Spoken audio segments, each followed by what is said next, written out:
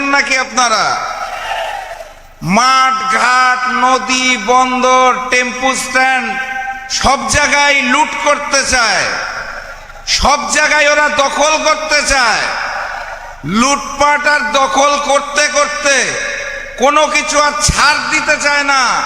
এখন তারা আমিরে জামাতের সোশ্যাল মিডিয়ার অ্যাকাউন্টটা লুটপাট করতে চায়। সংগ্রামী সাথী এবং বন্ধুগণ, ওই যে লন্ডন থেকে এক মুফতি এসেছে, চিনেন নাকি আপনারা?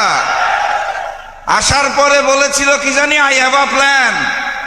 সেই প্ল্যান কি কেউ আর খুঁজে পাচ্ছে না। অবশেষে বোঝা গেল যে এইভাবে লুটপাট করে নীল নকশা এবং ষড়যন্ত্রের মাধ্যমে সোশ্যাল মিডিয়া অ্যাকাউন্টের মাধ্যমে আমিরে জামাতেরকে বদনাম করে যদি তারা কিছু করতে পারে, কারণ বাংলার জনগণ জানিয়ে দিয়েছে দিল্লির সামনে মাথা নত করে দস্তখত দিয়ে লন্ডন থেকে যে মুফতি এসেছে তার বিএনপি চলবে না। লাল কার্ড তো রেডি আছে নাকি? 12 তারিখে ওই চাঁদাবাজ যারা নতুন করে জালেম হতে চাইছে, যারা নতুন করে ষড়যন্ত্র করছে, যাদের নেতা মুখে গণভোটে হাঁ বলে তার দলের কর্মীরা নায়ের প্রচারণা করে, তাদের জন্য আমাদের লাল কার্ড। প্রস্তুত তো নাকি? মার্কাটা কি? মার্কাটা কি? সেই ভোটটা দেওয়ার আগে ইমানদারির সাথে আরেকটা ভোট দিতে হবে, মনে আছে?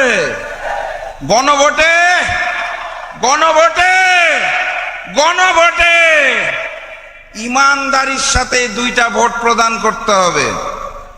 আমি স্পষ্ট ভাষায় জানিয়ে যেতে চাই, 11 তারিখ রাত থেকে এই অঞ্চলের ছাত্র যুব যারা রয়েছেন ভোট কেন্দ্র পাহারা দিবেন। ফলাফল ঘোষণার আগ পর্যন্ত ভোট কেন্দ্রের ত্রিসীমানা ছাড়বেন না। এই নতুন জালেম পুরাতন জালেমের মতোই ভোট কেন্দ্র দখল করে লুটপাট করে ফলাফল পরিবর্তন করতে চায়। আমরা কি সেটা হতে দেব?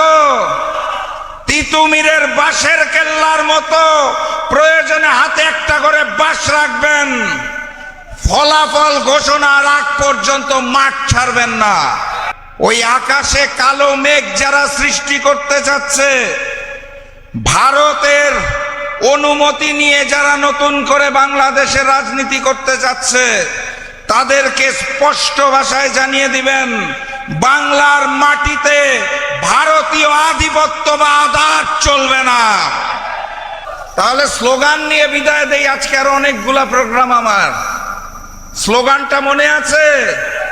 ওই যেই স্লোগান শুনে পুরাতন জালেম আওয়ামী লীগের বুক কাঁপত, যেই স্লোগান শুনে নতুন জালেম বিএনপির বুক কাঁপে, যেই স্লোগান শুনলে ভারতের বুক কাঁপে, সেই স্লোগানটা মনে আছে? না